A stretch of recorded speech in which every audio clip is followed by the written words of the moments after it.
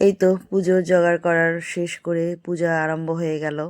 আর পুজো দেখতে তো আমার ভীষণ ভালো লাগে। এইদিকে পুরোহিত মশাই এই যে এখন নিবেদন করে দিবে, এইগুলো পুজো বসে থেকে দেখতে দেখতে খুব ভালো লাগে। আর আমার তো আরও বেশি ভালো লাগে যখন এই তো ঠাকুরকে ফুল অর্পণ করা হয়। এটা দেখতে আরও খুব ভালো লাগে।